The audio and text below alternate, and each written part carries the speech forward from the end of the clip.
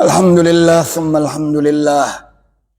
Alhamdulillahilladzi bini'amatihi tatimmus salihat. Alhamdulillahilladzi ja'ala ramadhana syahra siyam.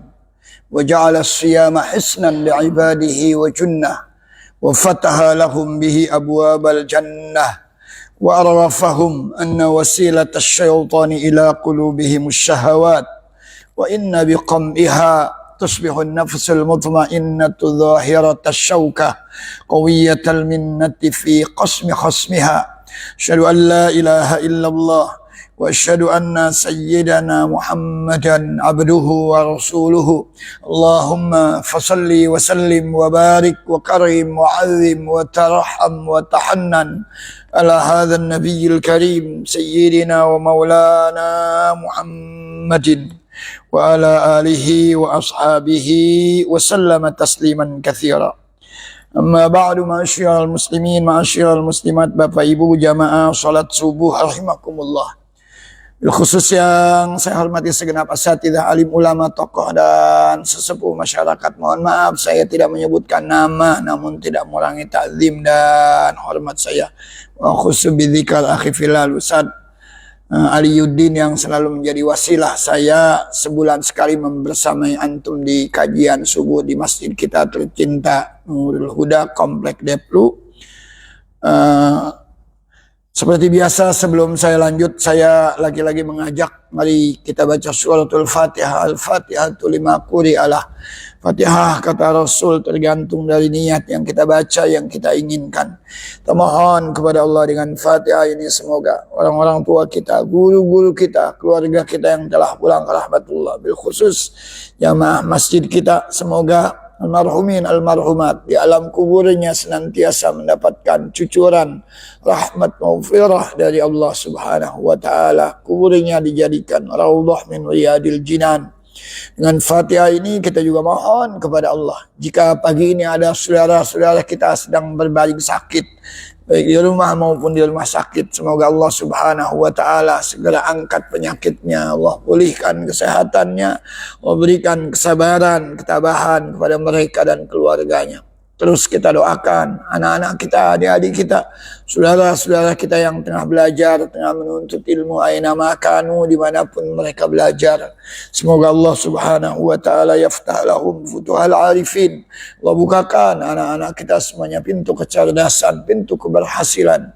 Menjadikan anak-anak kita semuanya anak-anak yang salihin, salihat, taat kepada Allah dan Rasulnya, berbakti kepada orang tuanya, berilmu dan ilmunya bermanfaat fid din wad dunya wal akhirah. Kita yang hadir, yang tengah usaha, yang tengah ikhtiar, yang punya hajat, punya keinginan, semoga usaha ikhtiar kita semuanya mendapat ridho Allah. Hajat keinginan kita dimudahkan dan disampaikan Allah. Kita semuanya dibukakan pintu rizki yang seluas-luasnya.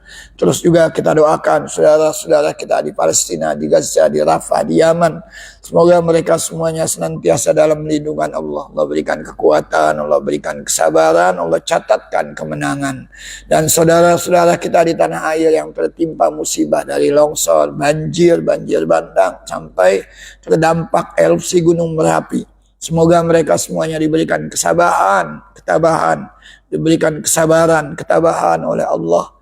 Allah ganti yang hilang dari mereka dengan yang lebih baik. Dan kita yang sudah di bulan Sya'ban, 5 Sya'ban 1447, kita juga terus berdoa memohon kepada Allah. Allahumma barik lana fi Sya'ban kama barakta lana fi Rajab wa ballighna Ramadan wa ballighna Ramadan. بلغنا رمضان أعنا على الصيام أعنا على القيام أعنا على تلاوة القرآن أعنا على ذكرك شكرك وحسن عبادتك حصل يا رب مقاصدنا واقضي يا رب جميع حوائجنا برحمتك يا أرحم الراحمين. بتلك النية وإلى حضرة النبي المصطفى صلى الله عليه وسلم. الفاتحة. أعوذ بالله من الشيطان الرجيم. بسم الله الرحمن الرحيم. الحمد لله رب العالمين الرحمن الرحيم مالك يوم الدين إياك نعبد وإياك نستعين اهدنا الصراط المستقيم صراط الذين أنعمت عليهم غير المغضوب عليهم ولا الضالين. Masyaallah muslimin, masyaallah muslimat.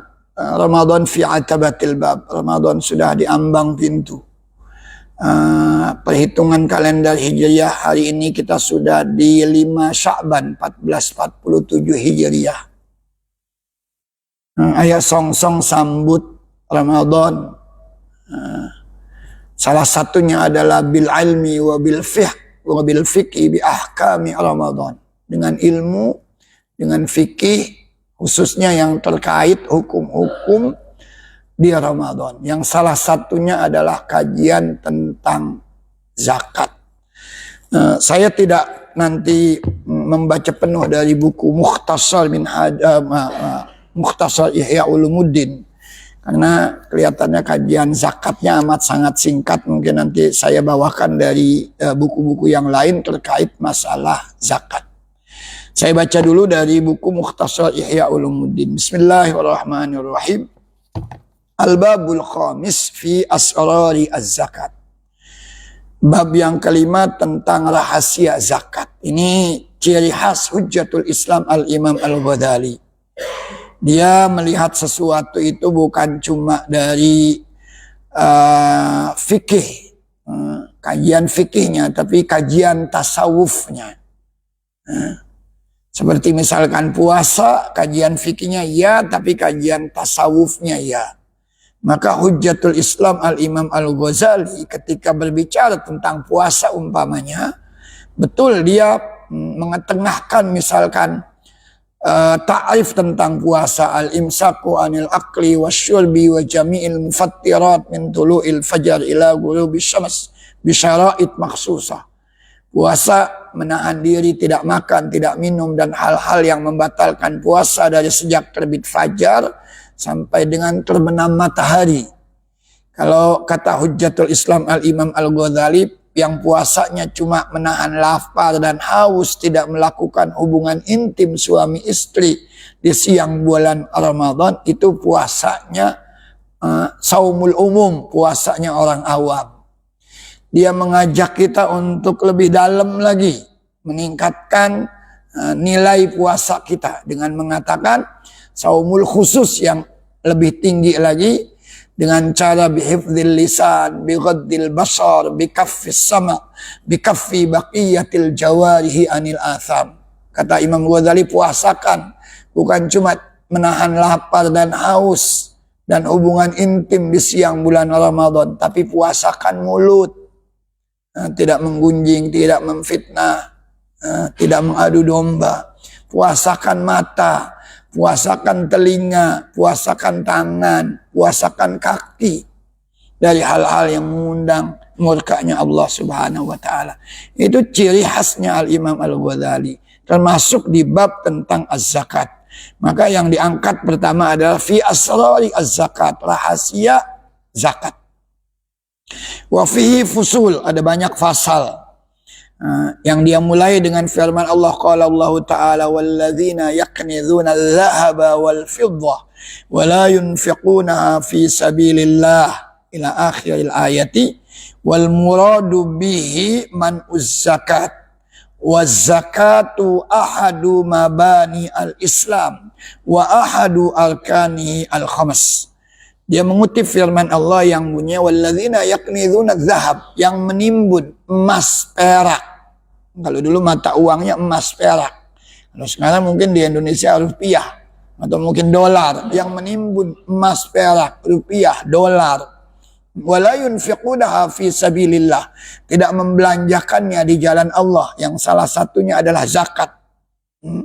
Yunfiqunaha fi sabilillah. Ini ayat lanjutannya adalah fabasyirhum bi'adzabin alim, sampaikan kepada mereka berita tentang ancaman siksa yang amat pedih.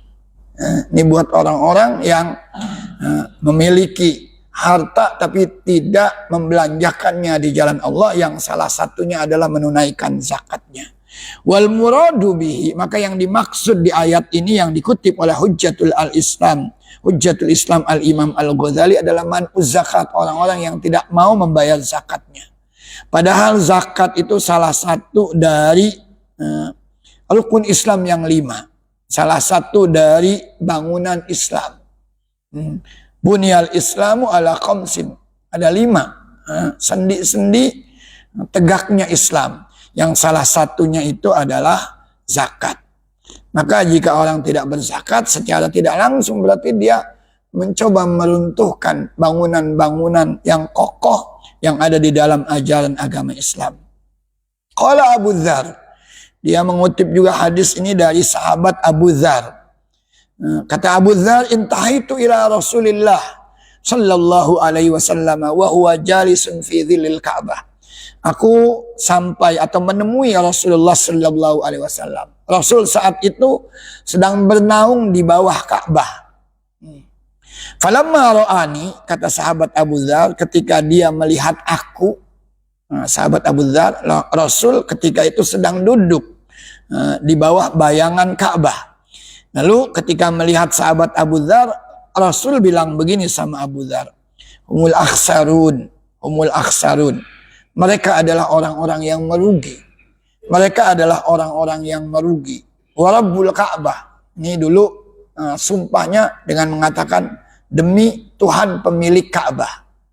Artinya demi Allah. Mereka adalah orang-orang yang merugi.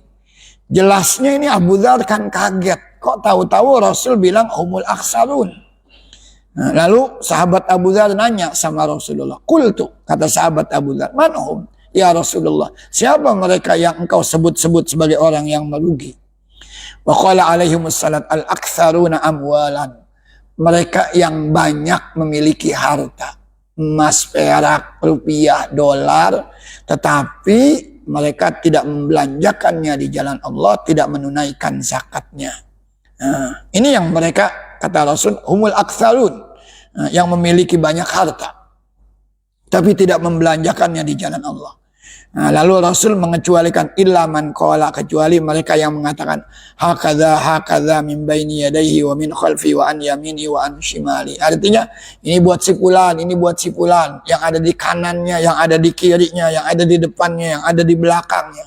Artinya hartanya itu betul-betul bukan cuma untuk dirinya, tapi buat orang lain juga, terutama fuqara, masakin, mutadaririn, orang-orang yang memang membutuhkan harta tersebut. Wa qalilun mahum, tapi kata Rasul yang begini ini, yang man qala hakadha wa hakadha min baini yadayhi wa min khalfi, yang begini ini, yang mau menafkahkan hartanya buat tetangganya, yang di depannya, yang di belakangnya, yang di kanannya, yang di kiri. Orang yang begini ini kata Rasul, wa qalilun hum. Yang begini ini sedikit orangnya. Ma min sahibi ibilin wala baqarin wala ghanamin la yuaddi zakataha illa ja'at yaumal qiyamati a'dhamu ma kanat wa asmanuha.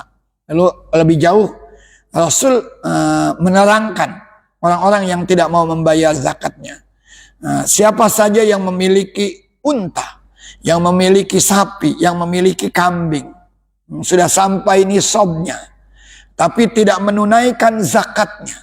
Nanti hewan-hewan ternak ini, kalau dulu rata-rata masyarakat itu peternak atau petani.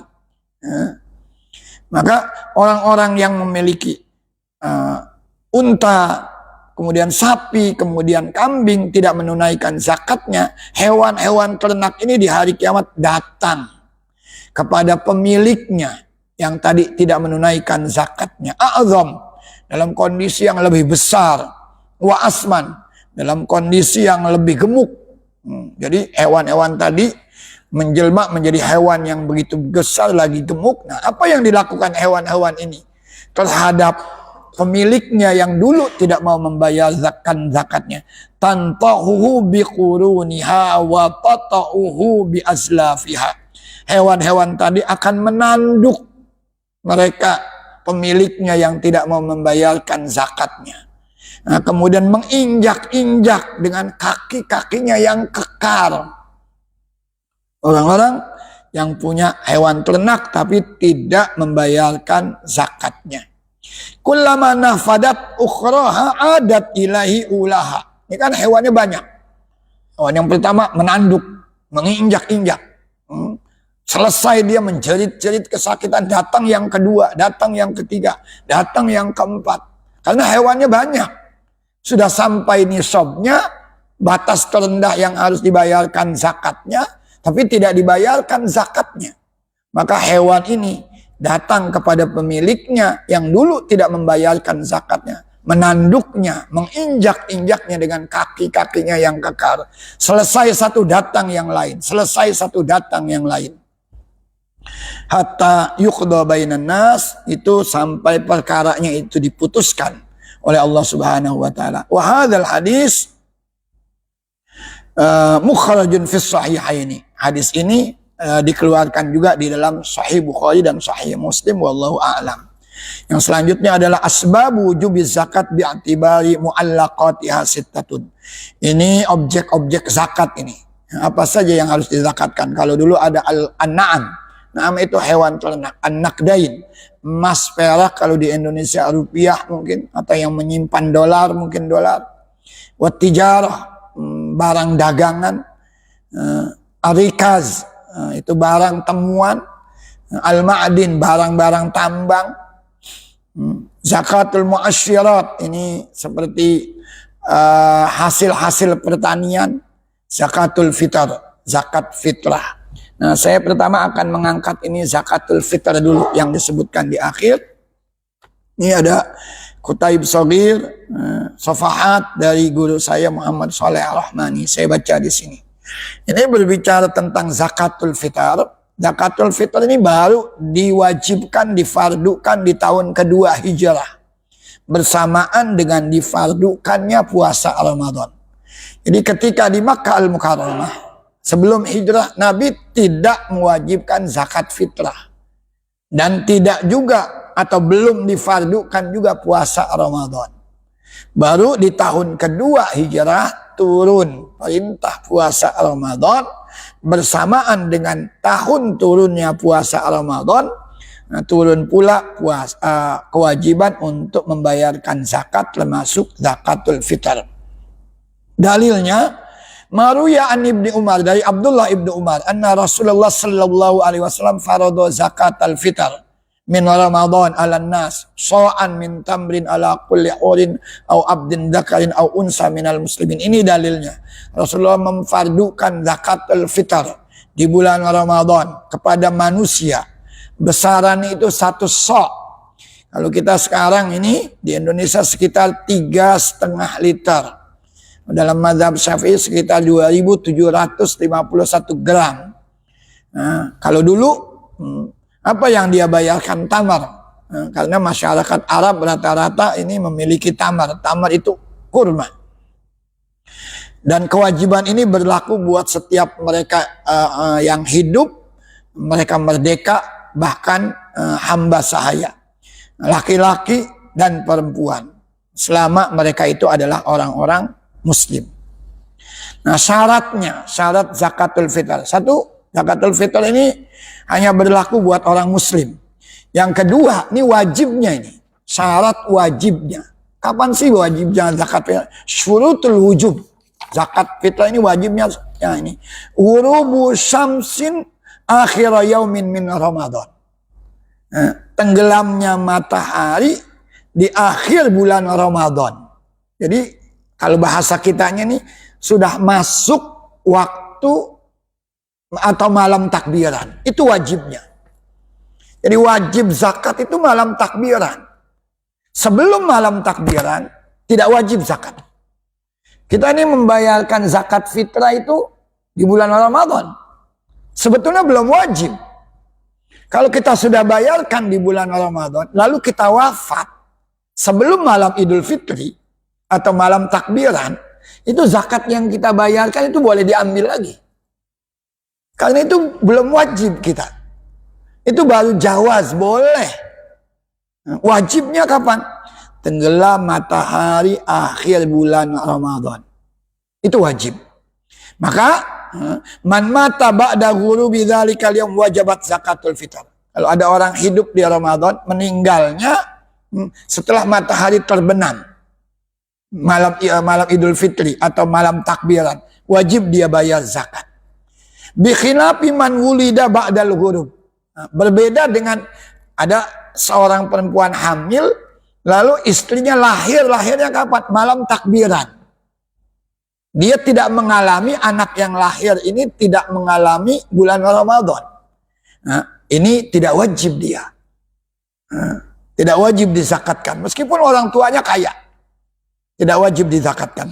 Begitu juga man mata qoblal ghurub. Hidup. Tapi di akhir bulan Ramadan. Menunggu saat-saat berbuka misalkan. Akhir bulan Ramadan. Jam 5 wafat. Tidak wajib dia zakat fitrah. Tidak wajib zakat fitrah. Lalu bagaimana dengan yang sudah dibayarkan? Itu jawaz. Hukumnya itu jaiz, hanya boleh. Kalau diambil lagi boleh. Boleh. Karena belum ada kewajiban saat itu. Wajibnya itu setelah terbenam matahari. Artinya orang yang bayar zakat fitrah ini adalah orang yang hidup di dua masa. Satu di Ramadan dia masih ada. Yang kedua di Syawal. Mulainya kan kalau bulan Syawal itu malam Idul Fitri. Dia masih ada. Maka siapa yang wafat sebelum bulan Syawal atau malam Idul Fitri tidak wajib. Dan siapa saja yang lahir setelah terbenam matahari atau di malam Idul Fitri tidak wajib.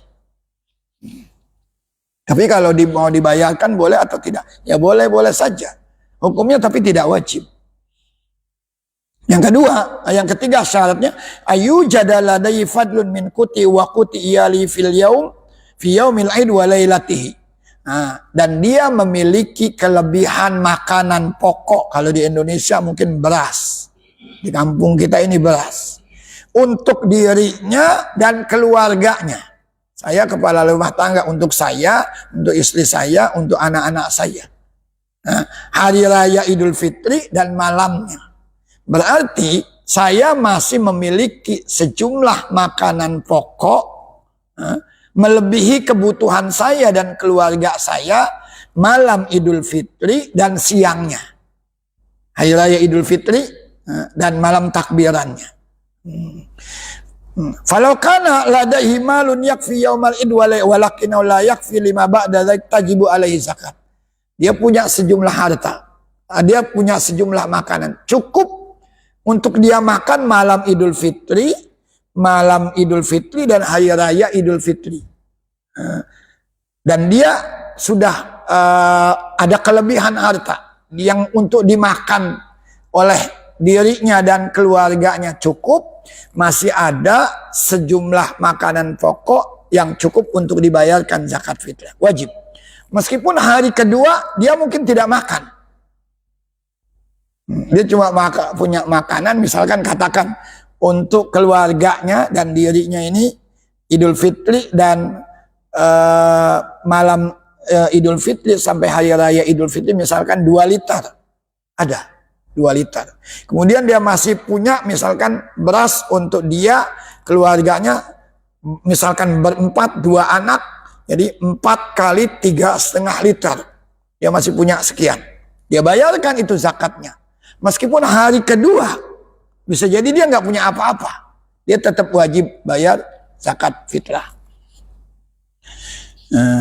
Kemudian ini siapa dulu yang harus dibayarkan zakatnya? Yang pertama, yajibu ala man tawaffarat ladai hadhihi syurut an yukhrija zakat an nafsihi. Buat dirinya dulu. Wa amman talzamuhu nafaqatum, dan orang-orang yang memang dia punya kewajiban untuk menafkahinya. Seperti misalkan siapa? Anak-anaknya, kemudian istrinya, kemudian orang tuanya. Tapi kalau mau diurut, siapa yang nomor pertama ini? Kalau dia punya sejumlah harta, qaddama nafsahu awwalan. Bayarkan zakat fitrah itu buat dirinya. Ini buat saya. Selesai saya, siapa? Zaujatahu. Ini buat istri saya. Ditakal masih ada. Kemudian yang ketiga, waladahu shaghir. Anaknya yang masih di bawah umur. Ini zakat anak saya. Masih ada lebihnya. Siapa lagi? Wa abahu. Bapaknya. Kalau bapaknya sudah tidak mampu. Bapaknya dulu, ini buat bapak saya. Masih ada juga. Fa ummahu. Ini untuk ibu saya. Lalu siapa lagi? Waladahul kabir al-ajiz anil kasab. anaknya yang sudah dewasa tapi belum mampu berusaha. Itu yang dibayarkan. Jadi urut-urutannya begitu tuh kalau kita punya harta. Saya misalkan kepala rumah tangganya, istrinya dulu, kemudian anak-anaknya yang masih kecil, kemudian bapaknya, kalau bapaknya sudah tidak mampu, baru setelah itu ibunya, baru setelah itu anaknya yang sudah dewasa namun belum mampu mengais rezeki sendiri. Tapi jika anaknya sudah mampu mengais rezeki sendiri, itu bapaknya tidak lagi berkewajiban membayarkan fitrah anaknya yang sudah mampu mengais rezekinya sendiri. Dia sendiri yang harus membayarkan zakatnya. Mohon maaf, saya misalkan punya anak perempuan ini, dan sekarang sudah menikah. Dia ada usahanya karena dia mengajar misalkan. Dia bayarkan zakat fitrahnya dia sendiri. Saya punya anak misalkan, lagi belajar, sudah dewasa. Tapi dia tidak mencari saat ini karena lagi studi. Kalau saya mau bayarkan zakat fitrahnya, saya bilang dulu sama dia. Nah, zakat fitrahmu ayah bayarkan. Harus dengan izin anak itu. Kalau dia bilang, nggak usah ya. Saya sambil belajar nih, sedikit-sedikit sudah bisa mengais rezeki. Saya bayar sendiri zakatnya. Itu ya. Jadi kalau anak sudah dewasa anak kita, kalau kita mau bayarkan zakatnya, maka izin dulu sama anak. Itu. Besarannya sama maklum 1 sok. Kalau dalam mazhab Imam Syafi'i 1 sok itu 3,5 liter atau 2.751 gram. Ini dibayarkan dengan al-khut, makanan pokok. Tidak boleh dibayarkan dengan daf'ul qimah, dengan bayar uang. Satu-satunya mazhab yang membolehkan membayar zakat fitrah itu dengan uang adalah mazhabnya Imam Abu Hanifah. Saya nggak mau repot-repot bawa beras ke masjid. Saya mau bayar pakai uang saja. Berarti kita ikut mazhabnya Imam Abu Hanifah. Maka kalau ikut mazhab Imam Abu Hanifah, maka harus ikut semuanya yang ada di mazhab Imam Abu Hanifah tentang zakat. Ittiba'u qadri so', termasuk besarannya. Nyatanya Imam Abu Hanifah besaran 1 so'-nya itu berbeda. Berapa? Dia besarannya itu sekitar 5 liter. Jadi kalau antum mau bayar pakai uang, boleh.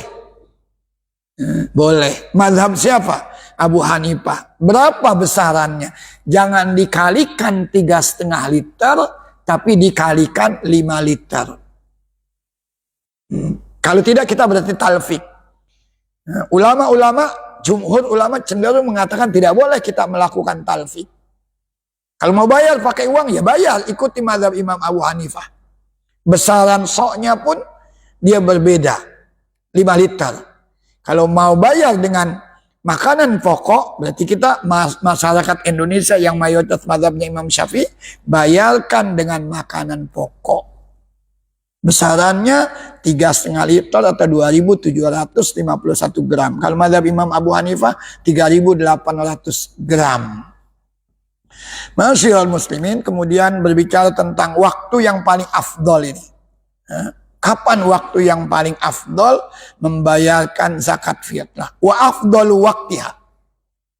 Kapan paling afdol ini? Udah wajib. Paling afdolnya itu sabahu yaumil id qoblal khuruj ila sholat. Pagi-pagi hari raya Idul Fitri sebelum kita menunaikan sholat Idul Fitri.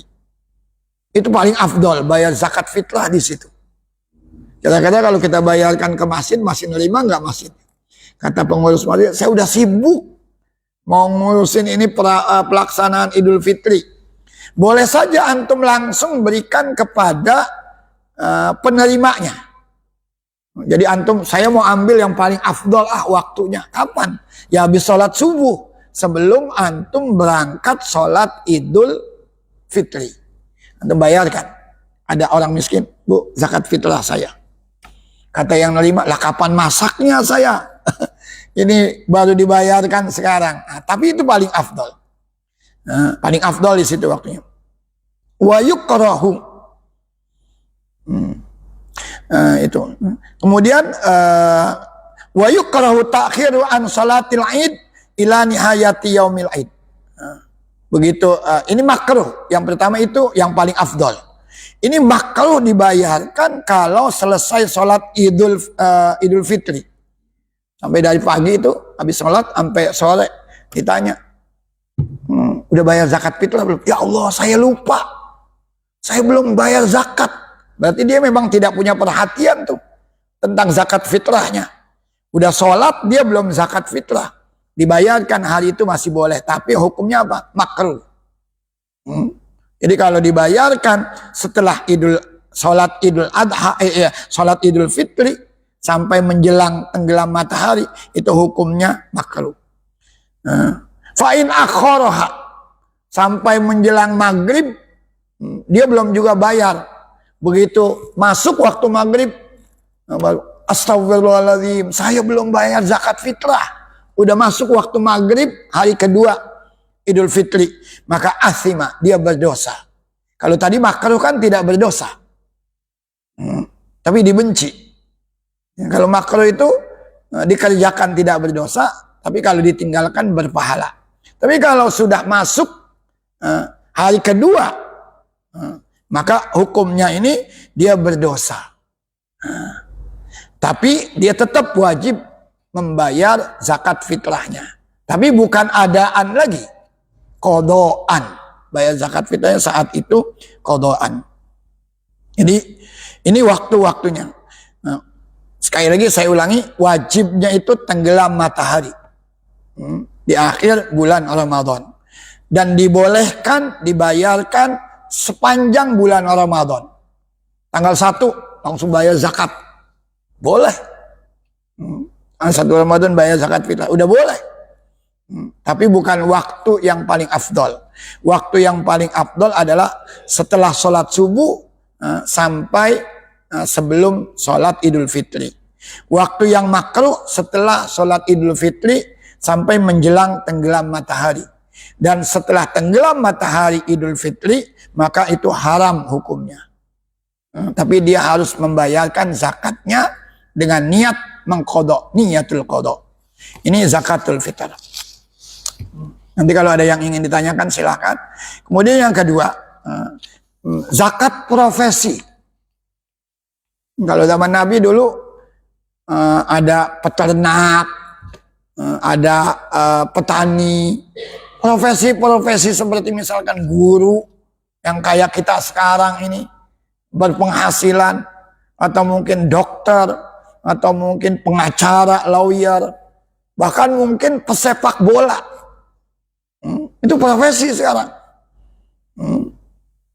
Coba Cristiano Ronaldo itu, kakinya saja diasuransikan itu miliaran tuh. Jadi kalau ada pemain sepak bola menyengaja mencelakai dia kena sanksi itu nanti, karena kakinya saja sudah diasuransikan itu. Dan nilainya nggak kecil. Nah ini profesi-profesi.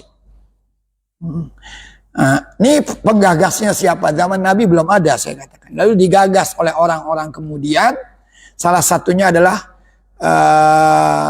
Profesor Dr. Yusuf Al-Qaradawi. Aslinya ulama Mesir, kemudian tinggal di Qatar dia. Profesor Yusuf Al-Qaradawi. Dialah salah seorang penggagas zakat profesi. Berangkatnya dari mana? Berangkatnya menurutnya tidak adil. Kalau petani katanya, yang penghasilannya tidak seberapa, begitu dia panen, sampai nisabnya berapa? Sekitar 900 atau 750 kilogram atau sekitar 900 liter. Jadi kalau ada petani menanam padi, hasilnya itu sekitar 900 liter atau 750 kilogram, panen, wajib bayar zakat. Dan zakatnya besar. Berapa? Bukan 2,5%.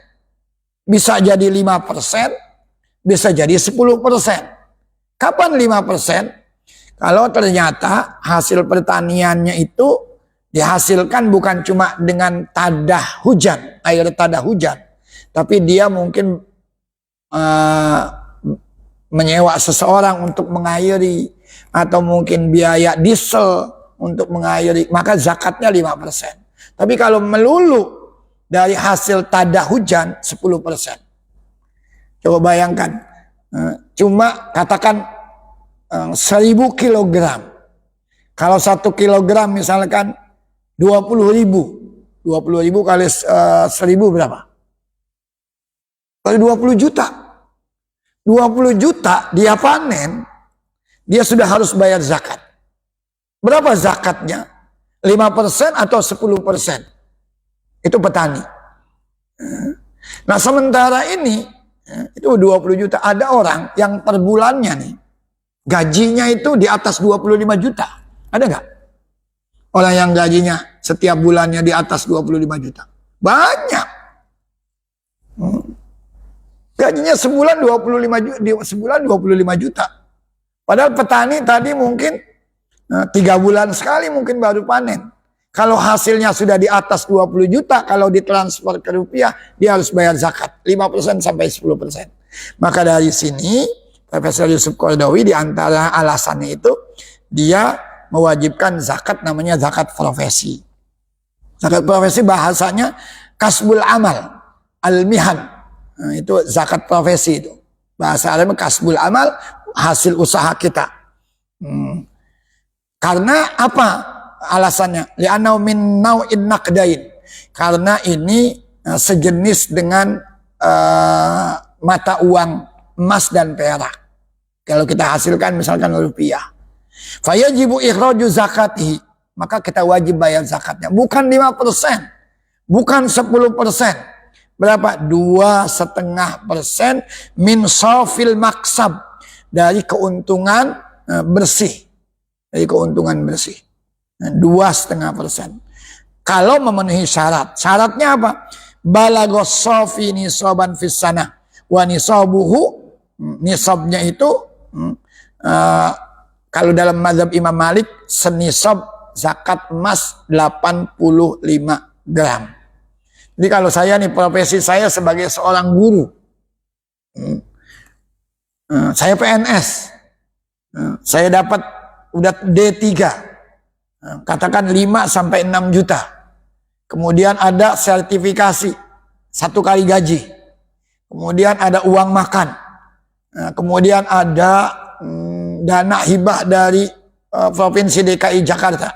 Katakan sampai 12 sampai 15 juta rupiah. Akumulasinya itu kalau 1 tahun 15 kali 12. Berapa itu sekitar? 15 juta kali 12. Wah, ini hitung 15 juta kali 12 bulan. Berapa? Enggak, 15 juta kali 12. 12 itu 1 tahun. 180-an juta.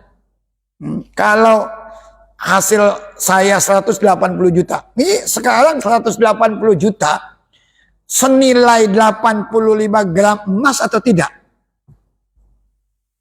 Saya tanya tadi malam, emas sekarang berapa? Oh, lagi naik terus Ustaz. Harga emas sekarang hampir 3 juta. Kalau 3 juta aja itu berarti kali 12. Itu sudah sekian. Bisa 250 jutaan. Mohon maaf, ada 3 juta kali 85. 85 gram. Itu hampir sekitar 250 juta. Nah, kalau tadi guru penghasilannya cuma 180 dalam setahun, sementara nisab emas itu 250 juta, belum wajib dia zakat profesi. Tapi kalau nilai misalkan, katakan sekarang kita gajinya sampai 180 juta setahun itu. Kemudian nisabnya itu misalkan 150 juta, kita wajib. Karena hasil kita selama setahun ini sudah melebihi nisab. Nah, kemudian ba'da mudiyil haul bin bulughin nisab. Yang kedua syaratnya ini setelah 1 tahun sudah sampai nisab. Tadi gaji saya mungkin kalau setiap kali per bulan itu belum sampai nisab. baru 15 juta katakan. Belum sampai nisab. Tapi kalau dikali 12 menjadi 180, katakan sudah sampai nisab. Nah itu wajib bayar zakatnya. Nah, ya juzu ta'jiluha, boleh dibayarkan segera. Maksudnya qabla majil haul, belum sampai setahun. Mislu ban yukhriju zakata udrati kulla syahr. Dari 15 juta misalkan, saya tahu nih 15 juta akumulasinya dalam 1 tahun kali 12 180. Nisabnya misalkan 150. Maka saya sudah wajib bayar zakat. Setiap bulan gaji saya itu saya keluarkan untuk zakat. Dari yang 180 juta itu zakat. Berapa zakatnya? 2,5%. 2,5%. Gitu. Nah, tapi ada syurutus sihatut ta'jil. Kalau membayar disegerakan begitu ada syarat-syaratnya.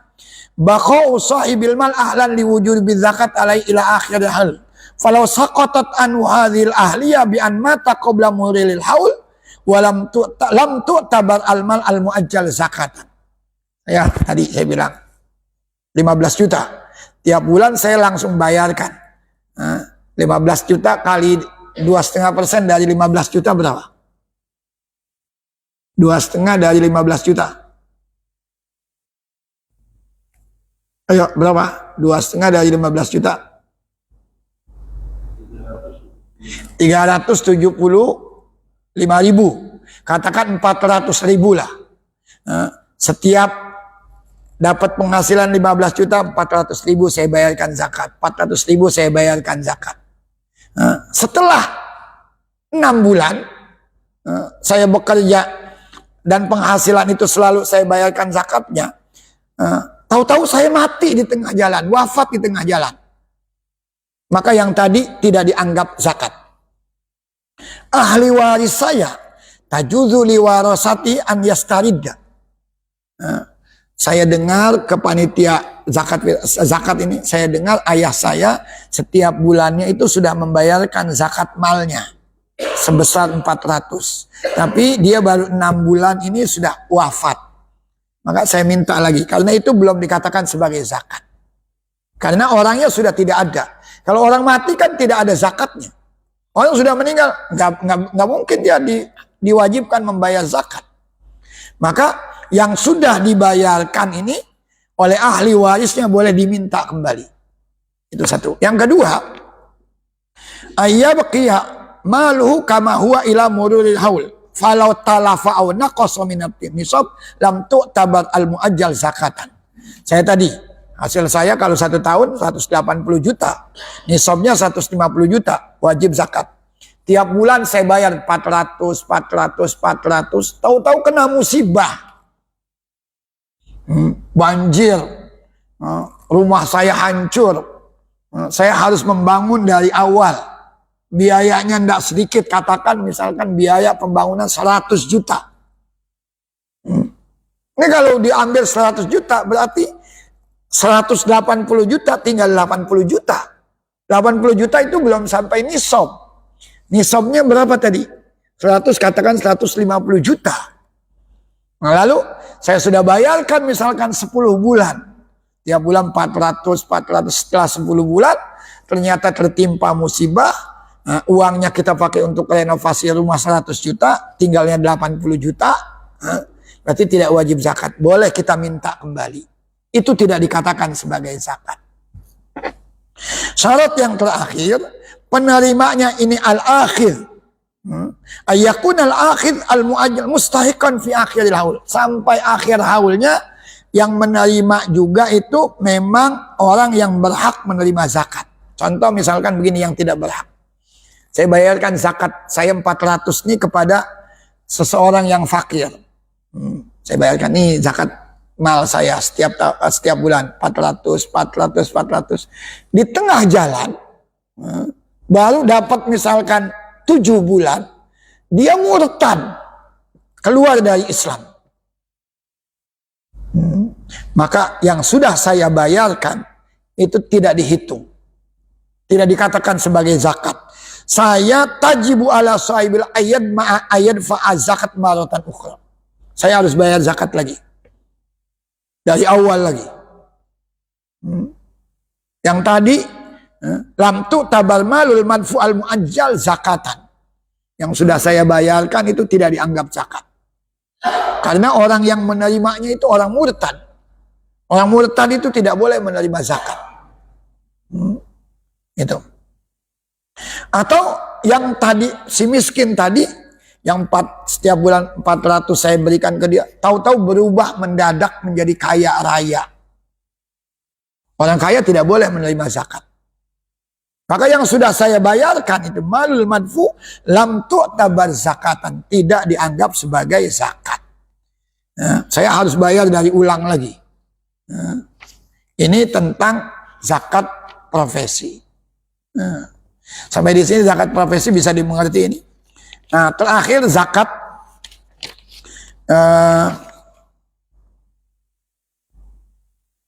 anak kecil wajib zakat nggak? Ada nggak anak kecil yang kaya raya? Oh, bapaknya yang kaya.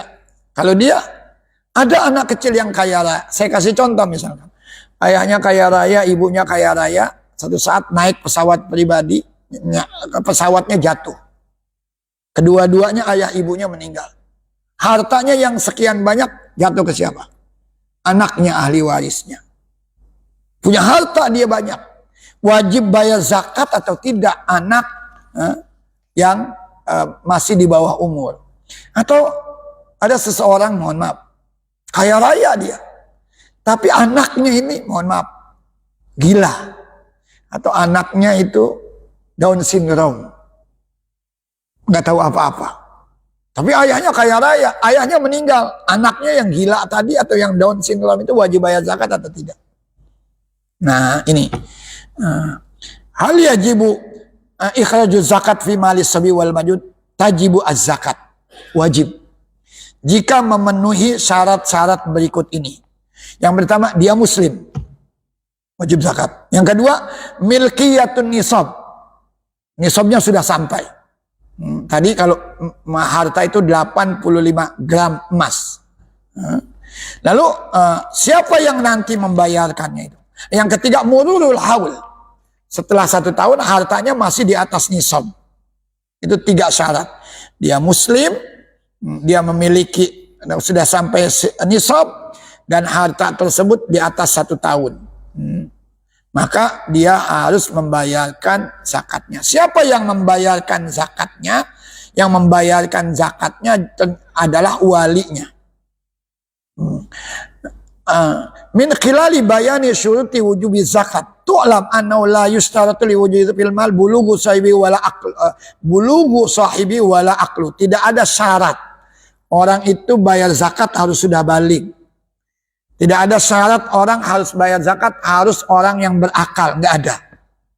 Anak kecil sekalipun meskipun dia belum balik atau orang gila sekalipun meskipun dia tidak berakal, kalau dia memiliki harta 1 di atas nisab dan itu sudah mengendap di kepemilikannya lebih dari 1 tahun, yajibu ikhraju zakati mali. Wajib. Kan dia nggak ngerti apa-apa. Siapa yang membayar? Yajibu alal wali. Siapa walinya? Mungkin kakaknya atau mungkin saudara jauhnya, pamannya. Kamu punya harta nih, bayarkan zakat kamu. Walinya itu yang membayarkannya. Fayajibu ala waliyi kullin minhuma an yu'addiya hadzal haqqi musaiki. Bayarkan zakat kamu. Bihaisu law qassara fi dzalikal. Kalau walinya ini tidak mau peduli, anak hartanya banyak, tapi dinikmati oleh walinya. Anaknya tidak dibayarkan zakatnya, maka walinya asiban. Walinya itu yang tidak membayarkan zakat anak ini, dia yang berdosa. Dia yang berdosa. Anaknya tidak berdosa. Karena anaknya belum menginjak usia akil balik. Yang kedua, atau anaknya gila. Fa illam yakun lahu waliyun wajaba ala sawi ba'dal bulu. Dia punya harta sudah banyak, tapi dia punya wali. Nanti kalau dia sudah dewasa, berapa tahun misalkan, dari sejak misalkan umur 7 tahun dia nggak bayarkan zakatnya. Begitu dewasa nanti bayarkan zakatnya. Begitu juga dengan orang yang gila. Yang terakhir ini saya sekilas saja, zakatul imarat. wa nahwiya mimma yustasna. Zakat hasil sewa rumah dan sejenisnya. Ini di sini banyak orang Betawi nih, Pak Haji. Banyak punya kontrakan kan? Kalau kontrakan itu bayar nggak zakatnya tuh? Atau ada yang misalkan punya mobil dia rental, wajib zakat nggak? Hal tajibu az-zakat fil mu'amarat al-mu'ajjarah, rumah-rumah yang disewakan, wassayarat al-mustasmarah, kendaraan yang bisa menghasilkan ya dia rental, wajib zakat nggak? Anakul malin yanmu wa yazid, setiap harta yang bisa tumbuh dan berkembang wajib dizakatkan. Wal amwal allati aujaba fil zakat ada dua macam. Satu jenisnya diambil zakatnya. Ini dari rasul mal, dari modalnya. Yang kedua wa ghallatu. Ghallatu itu dari hasilnya. Jadi dihitung semuanya. Ini yang pertama nih. Kalau punya kontrakan berarti yang dihitung apanya? Kontrakannya tuh, nilai kontrakan tuh berapa? Yang kedua hasilnya. Ini kontrakan ini berapa? Bangunan sekarang 350 juta. Per bulannya berapa misalkan? 2 juta. Berarti 320 juta. Dibayarkan 2,5%-nya. Bukan cuma hasilnya saja, tapi apanya? Modalnya juga. Ini seperti zakat urudut tijarah. Urudut tijarah itu barang dagangan. Jadi kalau kita dagang nih, yang dibayarkan zakatnya dari mana? Semua dagangannya itu. Dan kemudian apanya? Hasilnya dihitung. Kalau kiosnya mah nggak usah dihitung, tapi barangnya dihitung. Katakan ini fotokopi yang ramai betul. Hitung tuh setiap tahun. Barang-barang fotokopinya, kertasnya, semuanya dihitung. Tapi rumah yang sewanya mah enggak. Kemudian hasilnya, itu yang dibayarkan zakatnya. Ini yang pertama, 2,5%. Tapi yang kedua, ini yang dibayarkan adalah untuk khodamin ghallatihi, yang diambil adalah hasilnya saja. Jadi dari penghasilannya saja. Ini makanya dikatakan zakatnya ini seperti zakatul zuru kalau begitu. Panen bayar, panen bayar, panen bayar. Berarti setiap kali dia menerima duit, bayarkan zakatnya. Kontrakannya 20. 20 kali 2 juta, 40 juta. Itu kan kalau zakatul zuru tadi cuma 20 juta. Udah bayar zakat tuh dia. Jadi dari 40 juta, bayarkan zakatnya. Berapa zakatnya? 5-10%. 40 juta, 5% dari 40 juta berapa? Ayo, 5% dari 40 juta. Berapa? 2 juta. 2 juta dia bayar zakatnya. Yang punya kontrakan, pilih. Yang pertama, sama bangunan kontrakannya, kemudian hasilnya 2,5%. Atau yang kedua, hasilnya saja, begitu sudah berpenghasilan, tapi zakatnya 5-10%. Nah ini nanti ada dua pendapat ulama di sini. Antum mau yang mana nih? Itu saya pikir ini tentang zakat. Lagi kita cuma fokus biasanya zakatul fitr. Kalau zakatul mal kadang-kadang kita abai nih. Padahal ancamannya sangat keras. Kalau orang zakat fitrah itu hampir semua kita bayar zakat fitrah. Tapi zakat mal belum tentu. Padahal ancamannya itu tadi Imam Ghazali langsung mengutip. Walladzina yaknizuna adz-dzahab wal fiddah wa la yunfikuna fi sabilillah fabashshirhum bi'adzabin alim. Yang menimbun emas, perak, duit, rupiah, dolar tidak dibayarkan zakatnya, sampaikan kepada mereka akan siksa yang amat sangat pedih. Silakan kalau masih ada yang ingin ditanyakan sekitar masalah zakat. Silakan.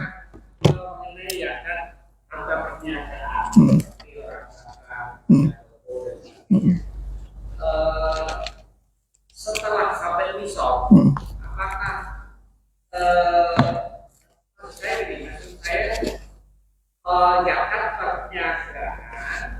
di mana dia punya modal dan untung, itu yang dijakati untungnya saja atau maksudnya gini, kurang fokus lagi. Ya. Orang punya usaha atau akta perniagaan, untung atau rugi, tetapi itu sudah sampai nisab. Sudah sampai nisab. Hartanya sudah nisab. Walaupun itu rugi, itu zakat apa tidak? Ya. Gitu. Baik. Dia rugi.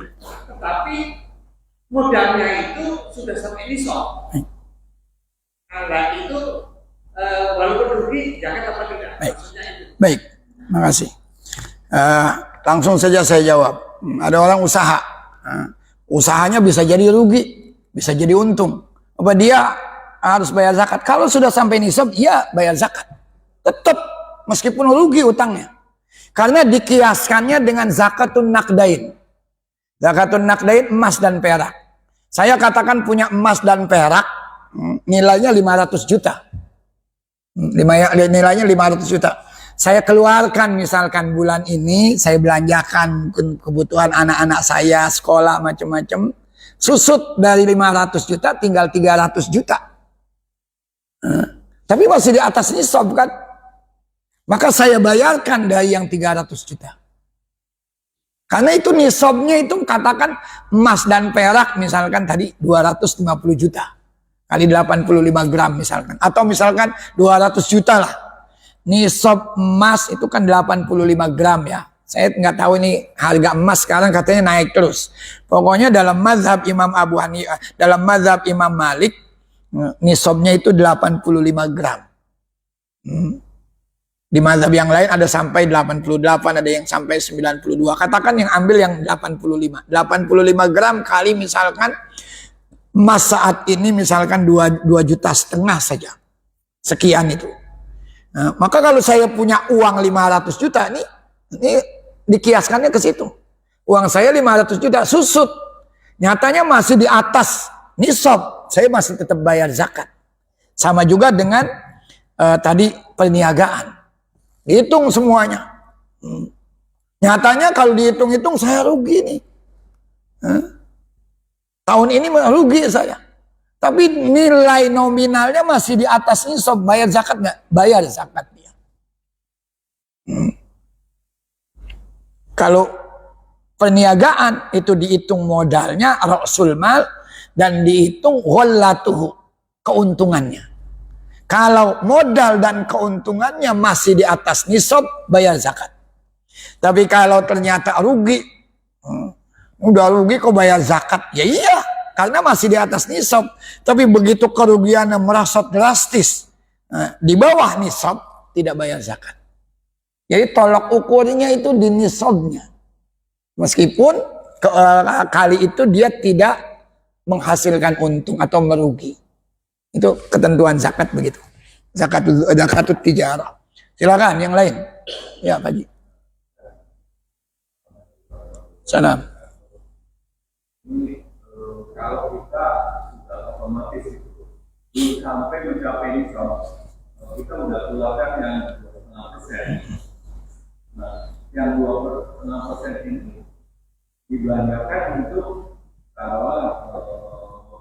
untuk bantuan tukang. Kira-kira dihitung belum sampai nisab, kita sudah otomatis tiap penghasilan untuk mencapai nisab atau tidak dikeluarkan 2,5%. Yang 2,5% ini bisa tidak untuk beras tukang, mungkin minumnya tukang. Baik. Dia menghasilkan pekerjaannya menghasilkan untuk kita juga. Baik. Dia berhak tidak Baik. menerima. Baik. Tadi ya. Karena zakat itu terkumpul. Tiba-tiba Pak ini cukup untuk buka bersama. Nah, itu sah tidak zakat dikeluarkan untuk Ya, baik. keluarga. Baik. Kan itu orang yang berhak mengerjakan. Baik. Baik. Bismillahirrahmanirrahim. Tadi bayar zakat dia. Bayar zakat banget. Ternyata akumulasinya setelah 1 tahun belum sampai nisab. Itu telah tabar zakatan. Itu tidak dianggap zakat. Itu sodakotun minas sodakot. Dianggap cuma sedekah. Jadi kalau ada orang bayar zakat, ini zakat saya tiap bulan dipotong, tiap bulan dipotong, tiap bulan dipotong, ternyata di akhir tahun setelah sampai 1 tahun haul, nilainya ternyata tidak sampai nisab. Maka itu lam tabar zakatan. Tidak dianggap sebagai zakat. Yang dikeluarkan apa? Sodakotun minas sodakot. Itu bagian dari sodakoh kita. Kalau misalkan saya punya ahli waris, saya pegawai negeri misalkan. Tiap bulan saya dipotong, tiap bulan saya dipotong. Bulan ke-6 sayanya wafat. Ahli waris saya bilang, itu ayah saya tiap bulan itu sudah bayar zakatnya itu yang dicicil itu. Ditakjil namanya. Ditakjil itu bayar sekian-sekian. Saya ahli warisnya, kami minta itu zakat. Boleh. An yastariddahu. Diambil lagi. Karena itu belum zakat. Belum wajib dia. Nah, kalau belum wajib boleh diambil lagi. Sama dengan zakat fitrah juga begitu tadi. Kalau antum bayarkan satu keluarga semuanya 2 karung misalkan. Buat keluarga saya. Dibayarkannya di awal Ramadan. Tahu-tahu setengah Ramadan wafat. Maka yang wafat tadi itu boleh diambil lagi zakatnya. Tadi zakat fitrah ayah saya sudah saya bayarkan. Tapi dianya sudah wafat. Saya mau ambil lagi, boleh? Boleh. Tapi kalau ya sudah itu sedekah buat ayah saya. Itu lebih bagus. Itu satu. Kemudian mengumpulkan uang sekian banyak. Buat umroh keluarga. Terus dikumpulkan. Kalau misalkan setelah terkumpul 1 tahun nyatanya. Sudah di atas nisab, ya keluarkan dulu. Zakatnya, umroh itu sunnah. Zakat itu wajib. Kumpulkan uang. Tadi misalkan nisabnya saya katakan 200 juta. Ya, saya mau umroh 1 keluarga. Kumpulin duit 25 juta, 25 juta, 25 juta, 25 juta, 25 juta. Nah, sudah sampai ini. Kalau misalkan keluarganya ber-8 kan umroh, misalkan katakan misalkan sampai 500 juta dah. Nah, sementara nisab zakat itu tadi katakan 200 juta. Sebelum sampai ini buat umroh yang 8 orang keluarganya ini, kalau dinominalkan 500 juta, setelah 1 tahun hasil yang mengumpulkannya ini ternyata sudah di atas nisab 200 juta. Bayarkan dulu zakatnya. Setelah 1 tahun dihitung duitnya, ini udah ada 300 juta nih. Tapi masih kurang nih kalau buat umrah ber-8. Tapi sudah sampai nisab itu tadi. Bayarkan dulu zakatnya 2,5% dari 300 juta itu tadi. Keluarkan dulu. Besok silakan nabung lagi. Lanjutkan. Jadi zakat itu syaratnya nisab, yang kedua haul. Nisab, haul. Kalau emas dan perak. Gitu ya. Ngerti Pak Ji ya? Yang pertama itu, kalau yang 2,5% dan langsung itu tidak dihitung hanya bersifat sedekah. Iya. Kalau dia ternyata akumulasinya setelah 1 tahun belum sampai nisab, maka itu tidak dianggap zakat. Itu dianggap cuma sodakotun minas sodakot. Bagian dari sodakot seseorang. Kalau mau diambil lagi sebetulnya boleh yang tadi itu. Ahli warisnya mau ambil lagi. Kok ini ayah saya sudah dipotong zakat-zakatnya. Saya mau ambil lagi itu. Karena belum sampai nisab. Boleh. Gitu. Ada lagi yang lain? Cukup. Ini zakat. Lagi-lagi ini zakat memang kalau udah ngomongin zakat agak pelik memang dia. Dan banyak masalah. Sekali lagi kita rata-rata cuma fokus itu di zakatul fitr. Zakatul mal tuh Padahal potensi zakat mal kita ini dahsyat sekali. Kalau orang semuanya punya kesadaran penuh untuk zakat. Salah satunya ini, sebetulnya kalau ngomong zakat itu problemnya di mana? Satu, pembayar zakatnya. Dia tidak punya pengetahuan yang cukup. Kedua, tidak paham tentang zakat secara detail. Akhirnya dia punya harta sekian banyak, diam-diam saja karena dia nggak pernah mengerti tentang zakat. Yang kedua, amil zakatnya. Amil zakat itu sebetulnya masalah penting itu. Amil zakat sebetulnya itu adalah diantaranya adalah orang-orang bentukan pemerintah yang sah untuk memungut zakat. Nah kita nih amil-amil ini sekarang masjid-masjid ngadakan amil sendiri, itu bukan amil, itu panitia zakat. Ketua amil itu bentukan pemerintah dan dia punya al-ilmu bis zakat. Dia punya ilmu tentang zakat. Dan dia punya hak jibayah. Ambil tuh zakat. Jadi kalau kita kan yang panitia-panitia di masjid ada tulisan menerima dan menyalurkan. Pasif. Duduk di tempat. Sementara amil zakat itu datang. Kalau dulu itu misalkan peternak. Lihat sa'labah itu didatengin. Berapa hewan ternakmu? Dia sampai nisab belum? Oh kalau sudah bayar zakatnya tuh sekian. Saya mau tanya sama bapak-bapak ibu-ibu, pernah nggak didatengin panitia zakat ke rumahnya? Bapak mohon maaf, profesi bapak apa? Penghasilannya berapa? Maka zakatnya sekian. Nggak pernah ada. Kita bukan amil zakat. Maka kalau panitia itu tidak berhak bagi saya itu mendapatkan jatah dari amil zakat. Karena dia bukan amil zakat. Itu problemnya diantara di situ dari amilnya. Yang ketiga problemnya dari al-akhir, orang yang mustahiknya itu. Dari dulu sampai sekarang dia selalu menjadi mustahik.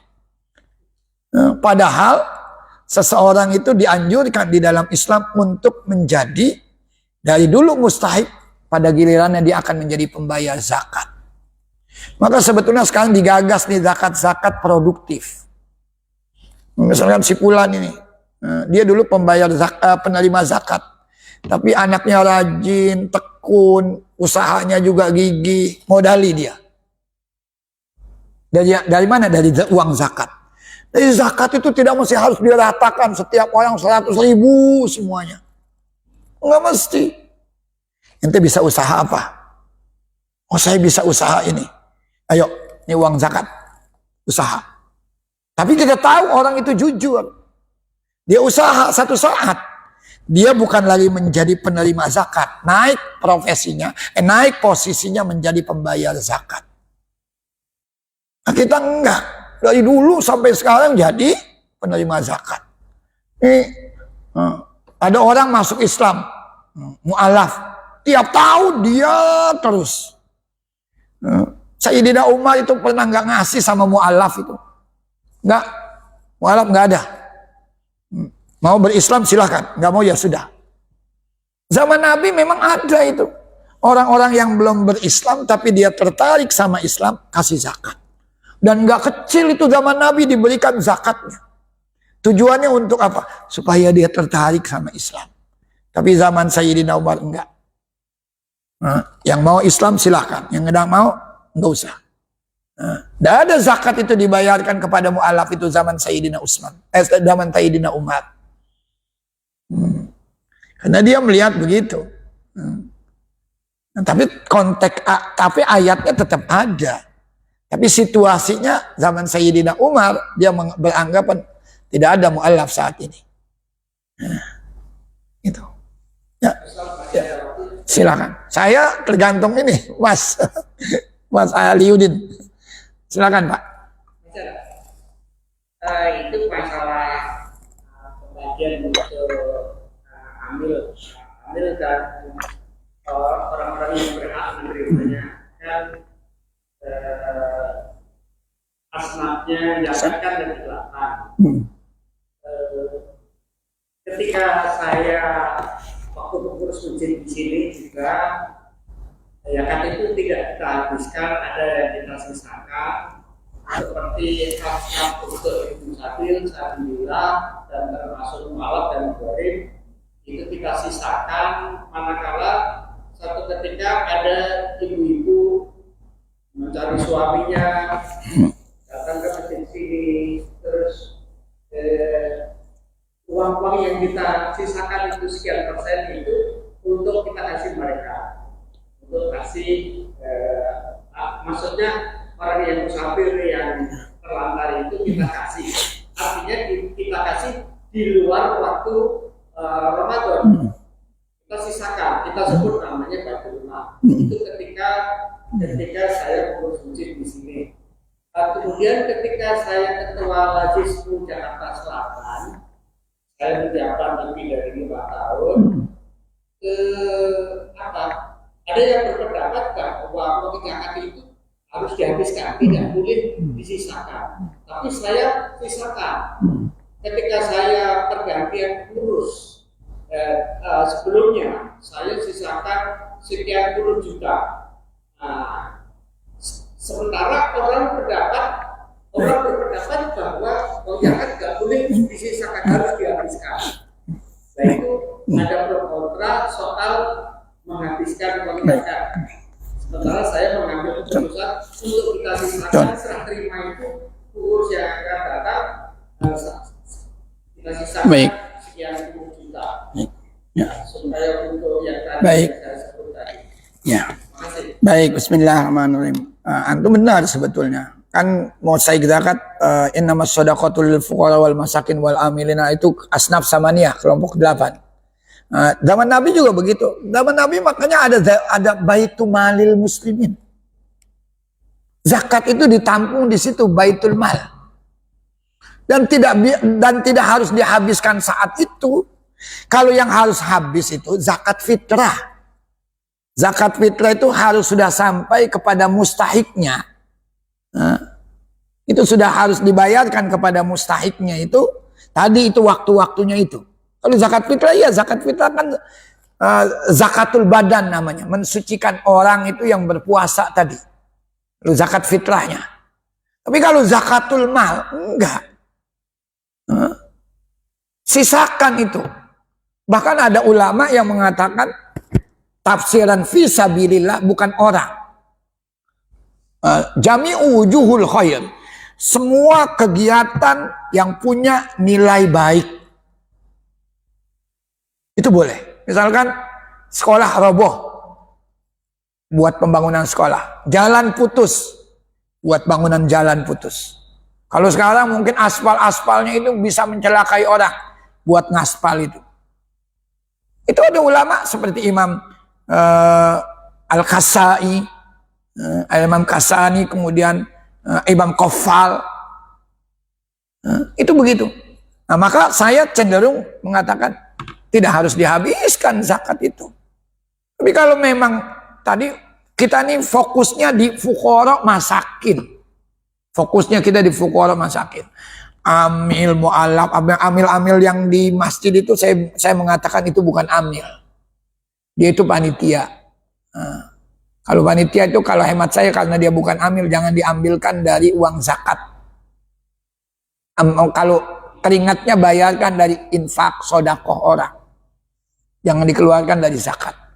Karena dia bukan amil murni. Dia cuma panitia. Saya disisahkan. Nanti tadi ada orang musafir, ada orang gharib. Saya tanya sama antum nih di sini. Pernah nggak ada orang gharib itu? Pak Ji, mohon maaf, saya datang ini, saya mau minta zakat. Tahun lalu anak saya mau masuk sekolah, terbentur biaya. Saya pinjem sama orang. Kalau tidak bayar, anak saya tidak boleh ikut ujian. Sekarang saya nggak punya apa-apa.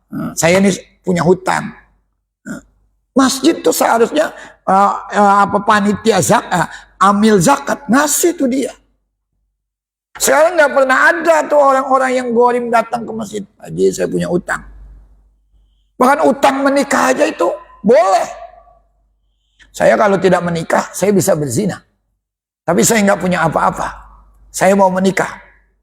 Saya mau beli emas cincin emas misalkan 5 gram. Yang harganya misalkan 5 juta. Ya pinjam sama orang. Nanti saya bayar insya Allah 3 bulan kemudian. Belum dapat uang juga, ditagih terus dia. Dia boleh minta kepada amil zakat. Saya punya utang dulu buat menikah. Jangan dibilang, enak aja lu yang menikah, yang enak-enakan kami yang harus bayar zakatnya. Memang zakat untuk itu diantaranya. Gharim itu sekarang banyak yang terabaikan. Kecuali kalau misalkan utangnya itu untuk maksiat. Nggak usah dibantu kalau yang untuk maksiat.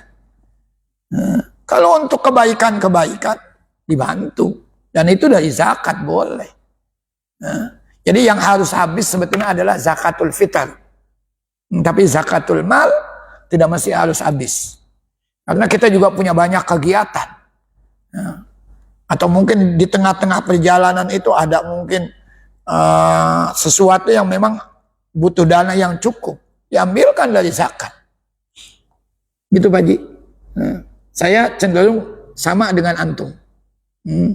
Kalau zaman Nabi itu ada baitul malil muslimin, yang di situ ditampung zakat. Tidak mesti harus dihabiskan. Ketika di tengah-tengah ada orang misalkan membutuhkan, ambilkan dari baitul malil muslimin atau yang tadi hasil zakat tadi. Gitu. Cukup ya? Mudah-mudahan ada hikmahnya buat kita semuanya. Al ilmu la lil amal. Al ilmu la lil ilm wa innamal ilmu lil amal. Ilmu bukan sekedar untuk ilmu, tapi ilmu harus diamalkan.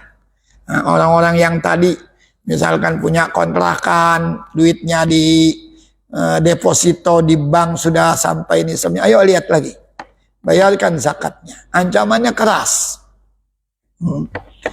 Ancaman keras. Wabasyirum bi'adzabin alim. Mudah-mudahan ada hikmahnya. Kita tutup dengan doa kafaratul majlis. Subhanakallahumma wa bihamdika asyhadu an la ilaha illa anta astaghfiruka wa atubu ilaik. Wassalamualaikum warahmatullahi wabarakatuh.